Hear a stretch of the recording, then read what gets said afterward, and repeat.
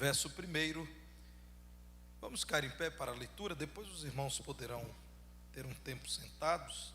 Eu não deveria ter pedido aos irmãos para sentar, mas isso é muito bom para quem está vivo, para quem tem pernas, poder levantar, poder sentar, isso também é importante. Diz assim a palavra de Deus: porque este Melquisedeque, rei de Salém, sacerdote do Deus Altíssimo, que saiu ao encontro de Abraão quando voltava da matança dos reis e o abençoou, para o qual também Abraão separou o dízimo de tudo. Primeiramente se interpreta rei de justiça, depois também é rei de Salém, ou seja, rei de paz. Sem pai, sem mãe, sem genealogia, que não teve princípio de dias nem fim de existência, entretanto, feito semelhante ao Filho de Deus, permanece sacerdote perpetuamente.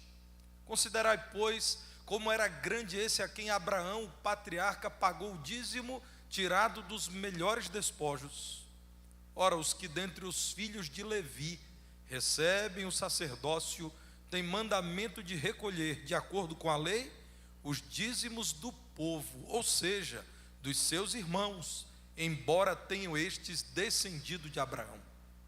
Entretanto, aquele cuja genealogia não se inclui entre eles, recebeu dízimos de Abraão e abençoou o que tinha as promessas. Evidentemente, é fora de qualquer dúvida que o inferior é abençoado pelo superior. Aliás, aqui são homens mortais os que recebem dízimos, porém ali, aquele de quem se testifica que vive.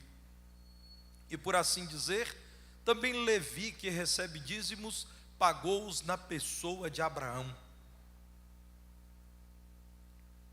Porque aquele ainda não tinha sido gerado por seu pai, quando Melquisedeque saiu ao encontro deste.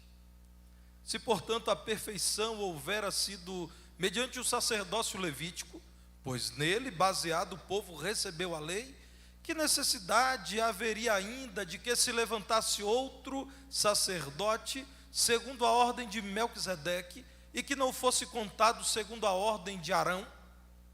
Pois, quando se muda o sacerdócio, necessariamente há também mudança de lei. Porque aquele de quem são ditas estas coisas pertence a outra tribo, da qual ninguém prestou serviço ao altar, pois é evidente que nosso Senhor procedeu de Judá, tribo à qual Moisés nunca atribuiu sacerdotes. Isto é ainda muito mais evidente quando, à semelhança de Melquisedeque, se levanta outro sacerdote, constituído não conforme a lei de mandamento carnal, mas segundo o poder de vida indissolúvel.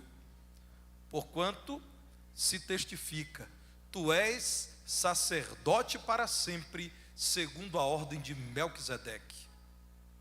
Portanto, por um lado, se revoga a anterior ordenança por causa de sua fraqueza e inutilidade, pois a lei nunca aperfeiçoou coisa alguma. E por outro lado, se introduz a esperança superior pela qual nos chegamos a Deus. E visto que não é sem prestar juramento, porque aqueles sem juramento são feitos sacerdotes, mas este com juramento por aquele que ele disse: o Senhor jurou e não se arrependerá, tu és sacerdote para sempre. Por isso mesmo, Jesus se tem tornado fiador de superior aliança. Ora, aqueles são feitos sacerdotes em maior número, porque são impedidos pela morte de continuar. Este, no entanto, porque continua para sempre, tem o seu sacerdócio imutável. Por isso, também pode salvar totalmente os que por ele se chegam a Deus, vivendo sempre para interceder por eles.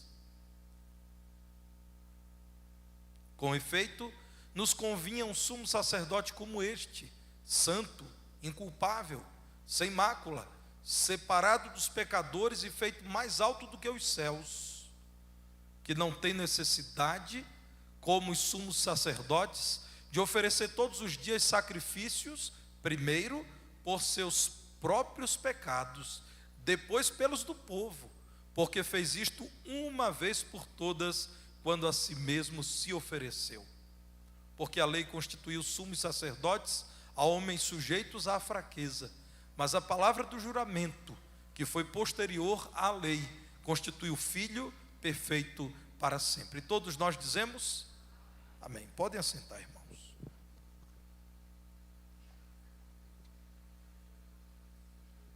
Talvez você tenha olhado para esse texto e percebido que ele é um texto denso, de difícil compreensão. O estudo de toda a Epístola aos Hebreus te ajuda a estudar e compreender também o capítulo 7. Mas aqui, irmãos, enquanto estivermos expondo a palavra de Deus, orando ao Senhor para que o Espírito Santo os ilumine, certamente os irmãos poderão compreender a riqueza desse capítulo. A Bíblia, porque é perfeita, não poderia excluir esse texto. Aqui está, porque Deus sabe que nós precisamos compreender essas verdades. Há um consenso entre teólogos evangélicos sérios que aqui começa a segunda grande sessão do livro, quando, mais uma vez, iniciando um grande bloco de argumentações, o autor reafirma a superioridade da obra de Jesus. Não esqueçam, irmãos, que essa carta se dirige a cristãos que, em sua maioria, tinham origem no judaísmo. Desses, muitos, em meio às perseguições e às lutas que os cristãos enfrentavam no primeiro século, estavam, de algum modo, alimentando um saudosismo religioso. Estavam começando a sentir falta dos elementos do culto, do sacerdócio, das festas típicas do judaísmo. Meus irmãos, nesse momento, a superioridade do sacrifício de Cristo, que o constitui como nosso sacerdote diante de Deus, que é um com Ele, é associado àquilo que é anterior à lei, a lei que instituiu o sacerdócio de Arão. Vejam, irmãos, em Hebreus capítulo 6, o verso 20, o último que nós estudamos, no último estudo dessa série, quando a palavra de Deus diz que Jesus entrou por nós no lugar santíssimo, isto é, diante do Pai, tendo se tornado sumo sacerdote para sempre. Jesus fez aquilo que o tornou aceitável diante do Pai, como sacrifício por todos aqueles que creem em Jesus. E tão elevado é o valor do sacrifício de Jesus na cruz, que ele é sumo sacerdote para sempre. Se existe alguém que pode mediar o seu relacionamento com Deus, é Jesus, que é um com Deus, que é aceito por Deus. O sacrifício agradável e suave diante do Pai, realizado por Jesus, é suficiente para que nós sempre estejamos confiados em Jesus diante do Pai. Então a palavra de Deus diz que Jesus foi feito sacerdote segundo a ordem de Melquisedeque. Há apenas 2 textos do Antigo Testamento que falam-nos sobre Melquisedeque. Eu quero chamar você primeiro a lembrar quem é ele em Gênesis 14, versos 18 a 20. Gênesis 14, verso 18, nos fala que Melquisedeque, rei de Salém, me permitam dar uma pausa, irmãos, e explicar. Melquisedeque é uma junção de 2 palavras na língua hebraica, que pode ser traduzida, ou podem ser traduzidas juntas como rei da justiça. Mas ele era também rei de Salém, a região em que provavelmente Jerusalém foi edificada, ou Jerusalém. Lembrem de Shalom, paz. Ele também era rei da paz. Lembrem-se que a palavra de Deus diz que o Salvador, o Messias, seria um maravilhoso conselheiro. Então seria justo. Príncipe da paz, ele nos traria paz. Sempre que há um governo com justiça, o produto disso é a paz. A injustiça gera rancores, ódios, guerras, conflitos. Então vejam, irmãos, que como em linguagem clássica na teologia evangélica, nós podemos dizer que Melquisedeque é um tipo de Cristo. O que é um tipo? É como que lampejos na história da salvação dizendo: Deus está preparando isso para vocês. Virá algo extraordinário. Vejam nesses momentos em que Deus tem se revelado de modo especial aquilo que está sendo preparado. Antes da lei, havia um rei de Salém, cujo nome era Rei da Justiça, e ele era Rei da Paz. Ele ofereceu dádivas de Deus a um homem que veio da guerra, cansado e faminto, Abraão. Trouxe pão e vinho. E quem era Melquisedeque? Sacerdote do Deus Altíssimo. Num tempo em que havia já, irmãos, práticas politeístas em toda essa região que hoje é chamada de Palestina. Existia um homem que era sacerdote de um único Deus. Ele era monoteísta. Ele cria na existência de um Deus só, um Deus Altíssimo. A Bíblia então está nos apresentando quem era esse homem Melquisedeque. Vamos ao versículo 19, que diz que esse Melquisedeque, sacerdote do Deus Altíssimo, abençoou a Abrão e disse: bendito seja Abrão pelo Deus Altíssimo, que possui os céus e a terra. E bendito seja o Deus Altíssimo, que entregou os teus adversários nas tuas mãos, e de tudo lhe deu a Abrão dízimo. Irmãos, nós estamos falando aqui do livro de Gênesis.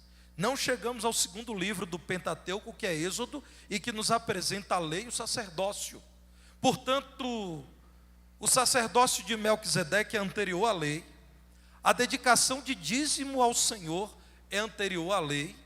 Outros povos, inclusive não tementes a Deus, também eram dizimistas. Certamente aprenderam isso com pessoas tementes a Deus. E a palavra de Deus então menciona que esse homem, Melquisedeque, dele não se sabe quem foi o pai, quem foi a mãe, sabe-se apenas da obra dele. Interessante que quando nós pensamos em Jesus, do ponto de vista da humanidade de Jesus, ele não teve pai. Mas do ponto de vista da divindade de Jesus, Larissa, ele não teve mãe. Nos faz lembrar Jesus, Melquisedeque. Sem pai, sem mãe, sem genealogia. E aí, Jéssica, nós pensamos, quem veio antes de Jesus, que é o próprio Deus? Ninguém, ele não tem genealogia, ele sempre existiu. Eu sei que a minha mente e a sua cabecinha tem uma limitação imensa para compreender aquilo que nunca foi criado. Irmãos, isso nos mostra que nós somos criatura. Nós só sabemos, irmão João, que é data de nascimento de alguém e data de morte. Mas quando falamos de um Deus grandioso, irmãos, como Criador dos céus e da terra, nós estamos falando da exceção.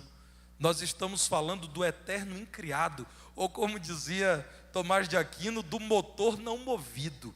Ele move todas as coisas, mas ninguém o moveu, jamais, porque ele sempre existiu. Isso é um grande mistério. Isso nos humilha. Muita gente não aceita humildemente olhar para Deus e se calar diante da grandeza dele. E por isso, às vezes blasfema. Mas nós, irmãos, homens e mulheres tementes a Deus, nos quedamos diante do Senhor e dizemos: ele é grandioso. Melquisedeque, irmãos, é uma dessas figuras que apontam para o Senhor. Vejamos o que diz o salmo lido pelo pastor Petrônio, o Salmo 110, que é um salmo messiânico. Aliás, irmãos, o lindo livro dos Salmos contém dezenas e dezenas e dezenas de profecias sobre o Messias. Jesus citou salmos sobejamente. Esse salmo, o Salmo 110, no versículo de número 4, diz que o Senhor jurou, e jamais mudará isso, que esse que seria o Salvador, seria sacerdote para sempre, segundo a ordem de Melquisedeque. Por que o Salvador que viria, Jesus, seria semelhante a Melquisedeque? Porque em Jesus, como eu disse, não há pai terreno, não há mãe celestial, ele sempre existiu, não tem genealogia, e ele é anterior à lei. A lei foi estabelecida no Sinai, com Moisés, mas ela chegou ao fim. E nós veremos pela palavra de Deus que a lei cumpriu o seu propósito de fazer o homem desejar Cristo, o Messias, o Salvador, e ela chegou ao seu cumprimento em Jesus e foi invalidada pela pessoa de Jesus. Portanto, antes da lei, antes do sacerdócio de Arão, da tribo de Levi, existiu um sacerdote. Jesus é assemelhado a Melquisedeque por isso, porque ao contrário da lei, que é transitória, que é passageira, Jesus nunca passará. Assim como Melquisedeque, Jesus é rei da justiça e rei da paz e nos concede dádivas divinas. E aí, quando nós celebramos, Fabiana, a ceia do Senhor, o que é que em nome de Jesus nós recebemos? O pão e o vinho, semelhante àquilo que Melquisedeque ofereceu a Abrão depois da vitória sobre aqueles que estavam atormentando a vida do sobrinho de Abrão, que era Ló. Meus irmãos, em lugar do sacerdócio de Arão, está dizendo o autor da carta aos Hebreus, devemos nos empolgar com o sacerdócio de Jesus. Meus irmãos, a lei, como eu disse, representou a esperança. Israel agora sabia dos limites que Deus lhe colocou. Israel agora sabia das possibilidades que Deus lhe deu. Mas a lei, meus irmãos, era uma esperança provisória, apontando para uma esperança final. Diante de Cristo a lei é ofuscada. Veja Gálatas capítulo 2, no verso 21, quando a palavra do Senhor diz assim: não anulo a graça de Deus, pois se a justiça é mediante a lei, segue-se que morreu Cristo em vão. Ora, se o homem for capaz de tornar-se justo por sua consciência, obedecendo à lei, não matarás, não adulterarás, não dirás falso testemunho, não farás imagem de escultura, então não necessita de Cristo. Mas se vocês concordarem que Israel, tendo uma lei maravilhosa, não foi capaz de obedecê-la, então vocês vão ter que concordar que só pela graça de Deus é que devemos viver, e não mais dependendo dos nossos esforços, como viveram aqueles sob a lei. Em Gálatas capítulo 3, no verso 19, diz assim a palavra de Deus: qual, pois, a razão de ser da lei? Como a Bíblia é atual, não é, irmãos? Esse é um debate, ainda hoje. Há, em meio a movimentos judaizantes, essa pergunta: para que a lei nos foi dada? A palavra de Deus responde: foi adicionada por causa das transgressões, até que viesse o descendente a quem se fez a promessa, que é Jesus, e foi promulgada por meio de anjos, pela mão de um mediador.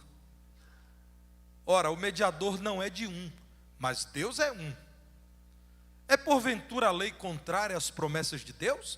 De modo nenhum, porque se fosse promulgada uma lei que pudesse dar vida, a justiça, na verdade, seria procedente de lei.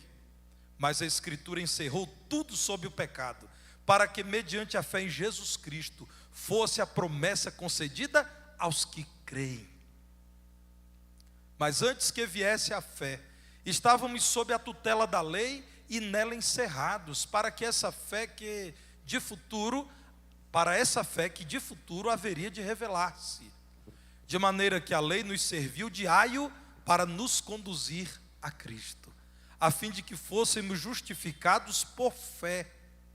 Mas tendo vindo a fé, já não permanecemos subordinados ao aio. Vamos ficar no verso 25 só por um instante. Mas tendo vindo a fé, a vida agora daqueles que creem em Jesus, que por nós se entregou no Calvário, e por meio do seu sacrifício nos provê justificação. Não mais permanecemos debaixo da lei. Irmãos, é um absurdo que um crente em Jesus acredite que, por não tocar em algo, por não fazer algo, por fazer outras coisas, ele está justificado, sem que dependa do Senhor Jesus Cristo. Verso 26. Pois todos vós sois filhos de Deus, mediante a fé em Cristo Jesus. Porque todos quantos fostes batizados em Cristo, de Cristo vos revestistes. Dessarte não pode haver judeu nem grego, nem escravo nem liberto, nem homem nem mulher, porque todos vós sois um em Cristo Jesus. E se sois de Cristo, também sois descendentes de Abraão e herdeiros segundo a promessa. Digo, pois, que durante o tempo em que o herdeiro é menor, em nada difere de escravo, posto que é ele senhor de tudo, mas está sob tutores e curadores até ao tempo determinado pelo Pai. Assim também nós, quando éramos menores, estávamos servilmente sujeitos aos rudimentos do mundo. Vindo, porém, à plenitude do tempo, Deus enviou seu Filho, nascido de mulher, nascido sob a lei, para resgatar os que estavam sob a lei, a fim de que recebêssemos a adoção de filhos. E porque vós sois filhos, enviou Deus ao nosso coração o Espírito de seu Filho, que clama, Abba, Pai. De sorte que já não és escravo, porém filho, e sendo filho, também herdeiro por Deus. O que está sendo dito é que Jesus nos viu, clamando, dizendo, quem nos livrará do nosso pecado? Nós não somos capazes de obedecer à lei de Deus, que é boa, que é santa, mas nós somos maus vendidos. Quem nos ajudará? Então diz a palavra de Deus que Jesus nos resgatou da maldição da lei. Por que a maldição? Porque a lei passava em nossa cara o tempo todo. Vocês não são capazes de obedecer a Deus. Vocês estão em dívidas. Vocês não são justos. Deus jamais os aceitará. Jesus nos resgata e diz, olha, se vocês vierem a crer em mim, eu darei o meu Espírito. Esse Espírito dará a vocês poder para andarem na minha presença, para amarem a minha palavra, para me obedecerem de todo o coração, para viverem segundo a minha vontade. Irmãos, como nós vamos trocar a fé em Jesus pelo poder do Espírito Santo para voltar à lei? É por essa razão, irmãos, que nós, os crentes batistas, dizemos o tempo todo, nós não suportamos a ideia de sacerdotes, de pompas clericais e de super institucionalização da igreja. Nunca me chame de sacerdote, não faça isso, eu não sou.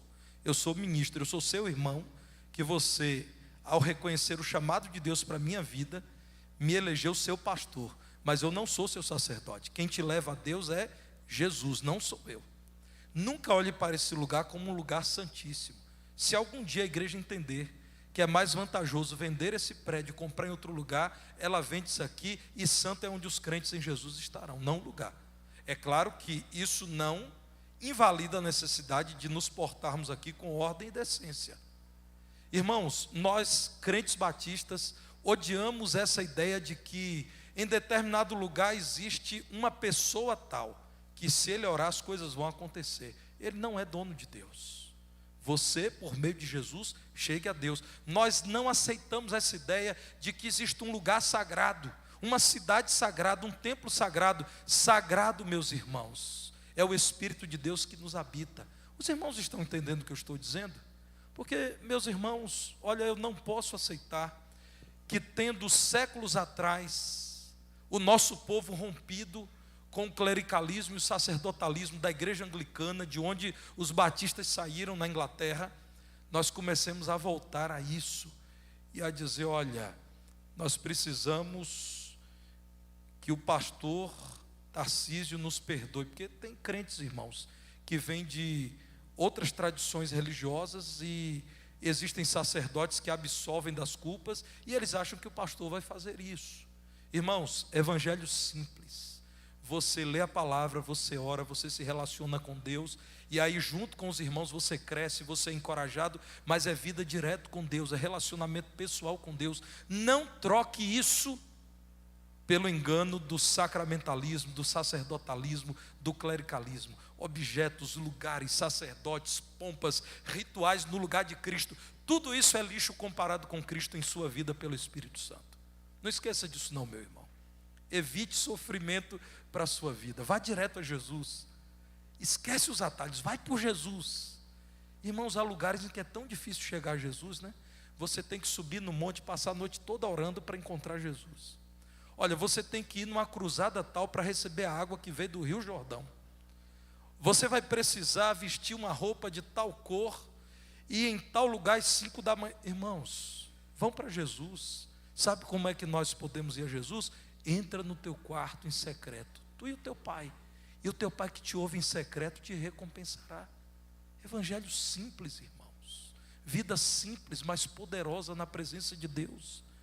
Esse era o grande problema daqueles que ouviram o recado por meio dessa carta. Vocês estão querendo voltar tudo isso que nunca resolveu o problema de vocês, que foi vida na presença de Deus e poder no Espírito para vencer o pecado? Por que vocês não estão contentes com Jesus, sumo sacerdote que habita vocês pelo Espírito dele, que pelo sangue dele no Calvário lavou vocês, que intercede por vocês, vida na vida, relacionamento com ele, na presença dele? Por que razão vocês estão trocando Jesus pelo templo de Jerusalém, que nunca santificou ninguém? A prova é que muitos sacerdotes de vocês foram uma vergonha para vocês. Quantos sacerdotes pecaram, irmãos? Quantos? Não apenas Eli, que é muito conhecido por todas as omissões, por todos os erros cometidos. Quantos sacerdotes envergonharam o nome do Senhor? A pergunta é: por que vocês querem trocar Jesus e voltar a tudo isso? Os sacerdotes, ilustrados pelo sumo sacerdote Arão, são limitados. Eles pertencem a uma tribo de seres humanos, a tribo de Levi. Daí, porque aqueles que estão cuidando das coisas do templo e do culto são chamados de levitas, não apenas os músicos. Todos os que estão envolvidos com a manutenção dos cerimoniais. Eles, por melhores que fossem em sua conduta, e nós temos exemplo de sacerdotes inspiradores na palavra de Deus. Nós olhamos para a palavra de Deus e vemos um homem como Zacarias, mas eles, irmãos, eram pecadores. Eles não podiam fazer mais do que um homem pecador pode fazer. Então Deus se fez homem na pessoa de Jesus, e esse Jesus santo e perfeito tornou-se nosso sumo sacerdote. Você lembra, meu irmão? Eu sei que você lembra de 1 Timóteo capítulo 2, verso 5. Quer ver? Não projeta não, Mari. Não projeta agora não. Há um só Deus e um só mediador entre Deus. Quem é ele? Pode projetar agora, Mari. 1 Timóteo 2,5. Há um só Deus e um só mediador entre Deus e os homens, Cristo Jesus, homem. Deus veio a esse mundo, se fez homem, pegou na mão do homem e disse: vamos lá, está aqui a mão de Deus, porque Jesus é Deus homem. Você precisa do que mais, além de Jesus? Essa é a pergunta da epístola aos Hebreus. Agora vejam, irmãos, no texto que lemos, de Hebreus capítulo 7, o que diz os versículos 14 a 19. É evidente que nosso Senhor procedeu de Judá. Jesus nem era da tribo de Levi. Ora, o sacerdócio dele não é o sacerdócio de Arão, tribo a qual Moisés nunca atribuiu sacerdotes. E isto é ainda muito mais evidente quando, à semelhança de Melquisedeque, se levanta outro sacerdote, constituído não conforme a lei de mandamento carnal, mas segundo o poder de vida indissolúvel. Porquanto se testifica, e aqui cito o Salmo 110, verso 4: Tu és sacerdote para sempre. Jesus, o Messias, o Salvador, esse que é profetizado no livro dos Salmos, seria sacerdote para sempre, levaria para sempre os homens a Deus, segundo a ordem de Melquisedeque, sacerdote do Deus Altíssimo. Verso 18: Portanto, por um lado, se revoga a anterior ordenança, a lei, por causa da sua fraqueza e inutilidade. Aí, Rogério, muita gente não compreende, acha que nós somos duros. A Bíblia que é dura, irmãos. A Bíblia chama a lei de fraca e inútil. Então, meus irmãos, ainda em nossos dias, há pessoas, volto a dizer, que estão proclamando que precisamos ir num lugar sagrado, por exemplo, no dia do sábado, que não podemos comer certos tipos de alimentos. Irmãos, a palavra de Deus chama a lei de fraca e inútil. Ela veio para envergonhar o homem e dizer: vocês não são capazes por vocês de obedecerem. Pois a lei nunca, irmãos, não somos nós que dizemos isso. Porque fica parecendo que nós crentes batistas somos duros com quem ainda, irmãos, vive debaixo da lei. Mas é a Bíblia, irmãos. Olha em que termos a palavra de Deus se refere à lei. A lei nunca aperfeiçoou coisa alguma. Isso diz alguma coisa a você? Tem crente querendo viver debaixo da lei, quando a Bíblia diz: a lei nunca aperfeiçoou coisa alguma. E por outro lado, se introduz esperança superior, pela qual nos chegamos a Deus. Essa esperança superior, a maior de todas as esperanças, é Jesus. Para os cristãos seria um retrocesso esquecer-se da esperança que há em Cristo, a esperança de nele sermos perdoados e por meio dele vivermos na presença de Deus. Ele intercede por nós hoje diante do Pai. Por que trocar Jesus por Arão, voltar a Arão? Vejam Gálatas capítulo 5, versos 1 a 6. Eu não posso, irmãos, deixar de ler Gálatas 5, versos 1 a 6. Que texto lindo. Foi para a liberdade que Cristo nos libertou. Permanecei, pois, firmes, e não vos submetais de novo a jugo de escravidão. Eu, Paulo, vos digo que se vos deixar de circuncidar, Cristo de nada vos aproveitará. De novo, testifico a todo homem que se deixa circuncidar, que está obrigado a guardar toda a lei. De Cristo vos desligastes, vós que procurais justificar-vos na lei, da graça decaístes. Porque nós, pelo Espírito, aguardamos a esperança da justiça que provém da fé. Há muitos anos, um movimento diabólico chamado G12, como tudo que o diabo apresenta, que passa, que não tem valor, não tem sentido, passou também. Esse movimento, irmãos, criou uma ideia miserável, segundo a palavra de Deus, de cobertura espiritual. Qual era a ideia da cobertura espiritual? Começaram a chamar alguns homens de apóstolos. Engraçado que os apóstolos da Bíblia, irmãos, morreram, foram torturados, não tinham bens. Os apóstolos dos nossos dias, irmãos, são bem ricos, viu? Tem muito dinheiro, tem até fazenda, né? Vivem aí envergonhando o nome do Evangelho. Mas aí deram nome a alguns desses, eu preciso me conter, desses cidadãos de apóstolos, e eles passaram a dar anéis grandes com 12 pedras. Se você era um dos 12, você estava debaixo da cobertura espiritual deles. Irmãos, pastor Igor é pastor de juventude, eu acho que se ele dissesse o que eu vou dizer aqui agora, o pessoal iria aceitar melhor. Que migué espiritual, irmãos. Meus irmãos, que coisa ridícula. Que estelionato espiritual. Eu vou te dar um anel com 12 pedras, se você é um dos meus 12, você está com cobertura espiritual e ninguém toca em você. Só faltou combinar isso com Satanás.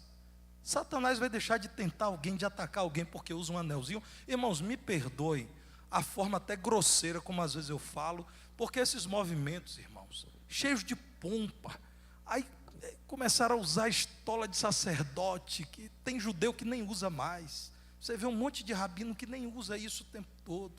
Anelzão, indo no lugar, tocando chofar. Para que isso, irmãos? Não conhecem a Jesus Cristo? Que história esquisita é essa de cobertura espiritual? Minha cobertura espiritual é o povo de Deus orando por mim, mas quem cuida de mim é Deus. É errado isso. Isso é inspiração das religiões orientais. Essa coisa de ter um guru, e se você é daquele guru, os bons fluidos espirituais estão sobre a sua vida. Conversa errada, irmãos. Tudo isso para desviar o homem de Cristo e fazer com que os crentes dependam de um sistema, de um modelo de igreja, de um bispão, de um apóstolo, sei lá qual é o nome que se dá. Outro dia me disseram, pastor, tem um agora que se chama querubim. Eu disse, é proporcional à bobagem do movimento evangélico brasileiro, né? As invenções crescem na medida em que o besterol cresce. Irmãos, nós não podemos aceitar essas coisas. Nós precisamos dizer, Jesus é o nosso sumo sacerdote eterno. Ele não precisa de auxiliares. Jesus é suficiente. Jesus sempre existiu, não teve início e jamais terá fim. Voltando para Hebreus 7, no verso 3, a palavra de Deus, ao dizer que Melquisedeque não teve genealogia, diz, Jesus é assim também, sempre existiu. É um sumo sacerdote eterno. Quando perguntaram a Jesus sobre o lugar dos filhos de Abraão no reino de Deus, em João 8,58, Jesus respondeu, em verdade vos digo, antes que Abraão existisse, eu sou. antes que Abraão existisse, existiu o Criador de Abraão, que sou eu sou. E os irmãos sabem que Deus se apresenta a Moisés dizendo, eu sou o que sou. Então, meus irmãos, a pergunta é, existe para nós necessidade de um outro sacerdote? Não. Jesus é superior a Abraão. Jesus é superior ao sacerdote Arão e a todos os descendentes de Levi. Hebreus 7, versos 6 e 7 nos dizem assim: aquele cuja genealogia não se inclui entre eles, recebeu dízimos de Abraão e abençoou o que tinha as promessas. Veja a conclusão do autor. Evidentemente, é fora de qualquer dúvida que o inferior é abençoado pelo superior. Deus levanta um sacerdote chamado Melquisedeque que abençoa Abraão. Quem é maior? O pai da fé Abraão ou aquele que abençoa Abraão e recebe os dízimos de Abraão? É claro que é aquele que veio antes de Abraão.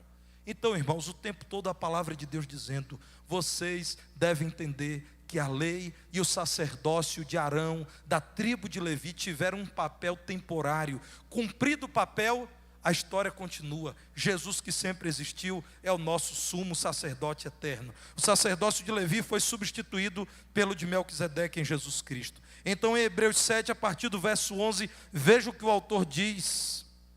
Se, portanto, a perfeição houvera sido mediante o sacerdócio levítico, pois nele baseado o povo recebeu a lei, que necessidade haveria ainda de que se levantasse outro sacerdote? A necessidade por um Salvador, por um Messias, por Jesus, se justifica, porque o sacerdócio levítico não era perfeito. Agora olhe um pouco mais à frente, irmãos, quando vemos no verso 16 sendo dito, constituído Jesus, constituído não conforme a lei de mandamento carnal, mas segundo o poder de vida indissolúvel. E então no verso 17, mais uma vez cita o Salmo 110, tu és para sempre sacerdote, segundo a ordem de Melquisedeque. Jesus é o sumo sacerdote eterno, que realiza um serviço sacerdotal perfeito. É a grande esperança, irmãos. A grande esperança, a maior de todas. Porque Jesus realiza um serviço suficiente, irmãos. Quando alguém ia até o sacerdote e oferecia sacrifícios por pecados cometidos ali, sentia-se então em paz com Deus. Mas ao sair daquele momento do sacrifício, ao pecar de novo, aquele sacrifício feito já não tinha mais alcance sobre os novos pecados. Portanto, não era suficiente oferecer sacrifícios que não podiam alcançar o futuro. Meus irmãos, no verso 3, a palavra de Deus diz isso, Hebreus 7, 3. Jesus permanece sacerdote perpetuamente, Ele sempre nos socorrerá. No verso 21 é dito, o Senhor jurou e não se arrependerá, tu és sacerdote para sempre. Por isso mesmo Jesus se tem tornado fiador, garantidor de uma superior aliança. Você sabe o que é um fiador? Você vai alugar uma casa e então a locadora te pede um fiador. Alguém que garanta que caso você não possa pagar, o pagamento será feito do aluguel. Jesus é o fiador, é o garantidor. Por quê? Porque qualquer pecador que busca a Jesus encontrará nele poder para perdoá-lo, porque ele foi o sacrifício santo no Calvário, um sacrifício que o Pai aceitou, aprovou. Então, irmãos, é suficiente, vocês não precisam de nada, de ninguém além do Senhor Jesus Cristo. E a igreja, pastor, claro que precisa. A igreja é o corpo de Cristo, vocês precisam de Cristo. Mas, meus irmãos, de depositar a fé e a esperança eterna de vocês em rituais, em instituições, em pessoas, vocês não precisam disso. E isso inclui o pastor Tarcísio. Vocês devem me amar, me respeitar, me obedecer, na medida em que eu sou fiel à palavra de Deus. Se eu não vier a ser fiel à palavra de Deus, os irmãos têm o dever de me desobedecer e de se reunirem como igreja e me destituírem do pastorado da igreja. Os irmãos não precisam de nada além de Jesus. Se é para alguém liderar os irmãos, que seja no temor de Jesus, na dependência de Jesus. Como é gostoso então, nesse contexto, ler Hebreus 13, 8. Jesus Cristo é o mesmo ontem e hoje e eternamente ou será para sempre. Você eternamente se beneficiará da obra de Jesus na cruz. Por que é suficiente? Porque é completo. É completo. Veja Hebreus capítulo 7, verso 25, quando a palavra de Deus diz assim: Jesus pode salvar totalmente, de modo total, de modo completo. Não há pecado confessado que Jesus não possa perdoar de verdade. Não há pecador maldito que não possa, perdoado, se tornar bendito ou abençoado pelo perdão do Senhor Jesus Cristo. Jesus, pelo poder do sacrifício dele, pelo alcance da obra dele na cruz, pode salvar totalmente os que por ele se chegam a Deus, vivendo sempre para interceder por eles. Jesus nos salvou na cruz e hoje ele continua intercedendo por nós, diante do Pai, e dizendo ao Pai: é meu, foi lavado por meu sangue, é justificado por mim, tem o selo do meu Espírito, virá habitar comigo eternamente nos céus. Louvado seja o nome de Jesus por isso. Esse sacrifício é perfeito, suficiente, completo, porque foi aprovado pelo Pai. Olha Hebreus 7, a partir do verso 26, a Bíblia diz que este sacerdote Jesus, este sumo sacerdote, ele é o quê? Santo, nunca pecou, inculpável, não pode ser imputada culpa de erro, de mentira, de dolo ao Senhor Jesus Cristo, sem mácula. Jesus é separado dos pecadores, de todos que passaram por esse mundo. Há um grande grupo, pecadores, e há uma exceção, Jesus que nunca pecou, feito mais alto do que os céus, porque Ele está acima dos céus, porque Ele é o Criador dos céus. Veja o que diz então o verso 27, isso é maravilhoso, irmãos. Assim como Jesus nunca pecou, Ele também não precisa, como os sumos sacerdotes, segundo a ordem de Arão, da tribo de Levi, Jesus não precisa oferecer sacrifícios por seus pecados, porque Ele nunca pecou. Ele se ofereceu como sacrifício por pecadores. Vejam agora Hebreus capítulo 5, versos 5 e 6. Mais uma vez, irmãos, o Salmo 110 é mencionado. Versículo 5, também Cristo a si mesmo não se glorificou para se tornar sumo sacerdote, mas o glorificou aquele que disse: tu és meu filho, eu hoje te gerei. Como em outro lugar também diz: tu és sacerdote para sempre, segundo a ordem de Melquisedeque. Nós temos a esperança vinda do céu. Há alguns anos, quando as máquinas de datilografar já estavam em desuso,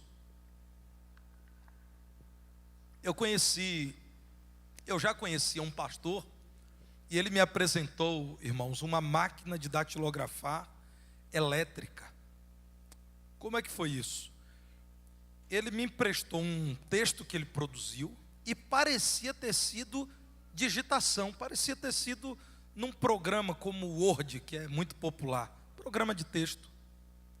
E eu perguntei a ele, então, que máquina ele utilizou, já que ele não tinha computador. Ele disse: eu tenho uma máquina de datilografar que é igual a um computador. Ela não é dessas antigas de fita, ela é elétrica, ela tem toner. E de fato, irmãos, a qualidade da impressão era fantástica. Eu disse a ele: você tem como imprimir? Eu já sabia que não, falei brincando, né? Você tem como imprimir uma cópia para mim? Ele disse: não tem como imprimir, isso aqui não é um computador, isso é uma máquina de datilografar. Então nós rimos juntos, porque, irmãos, por melhor que seja a máquina de datilografar, ela não é um computador, ela é uma máquina de datilografar. Por mais interessante que pareça a religião dos homens, com suas pompas, com seus ritos, com a emoção que muitos atos religiosos provocam, essa religião não é Jesus. Não troque Jesus por religião. Máquina de datilografar, por melhor que seja, não é computador. Você precisa de um computador e não de uma máquina de datilografar. Você precisa da máquina para as suas recordações, para um belo museu na cidade, para as memórias, para que seu filho diga que você é do século passado, né? Eu tenho uma filha que diz isso. Pai, você já datilografou? Eu disse: olha, eu não fiz curso não, mas eu já datilografei. Isso é do século passado. Disse: graças a Deus, eu só estou no seu século porque eu não morri cedo, né? Mas, irmãos, Jesus é tudo o que nós precisamos. A vinda de Cristo era a grande necessidade dos judeus, era a maior de todas as esperanças, isso aconteceu. Eu quero ler por fim só Hebreus 7,19, quando diz: se introduziu a esperança superior, pela qual nos chegamos a Deus. A lei imperfeita não nos deu aquilo que encontramos em Jesus. Esperança superior, pela qual chegamos a Deus. Em Jesus nós somos perdoados, por Jesus fomos substituídos no Calvário, pelo Espírito de Jesus nós somos dirigidos, e fiados na promessa de Jesus, sabemos que o nosso destino é a vida eterna. Portanto, irmãos, por meio de Jesus nós chegamos ao Pai. A maior de todas as esperanças tem nome, e é o nosso amigo Jesus. Jesus, o nosso grande amigo, a quem nós exaltaremos hoje e eternamente. Apegue-se a Jesus, meu irmão. Talvez você não consiga entender a minha agonia quando eu falo daquilo que tem nos feito tirar os olhos de Jesus. Quando eu falo com dureza, irmãos, é para tentar dizer: acordem, irmãos, não permitam que nada roube o lugar de Jesus, porque sem Jesus nada vocês serão. É Ele quem diz isso. João capítulo 15, versículo 5.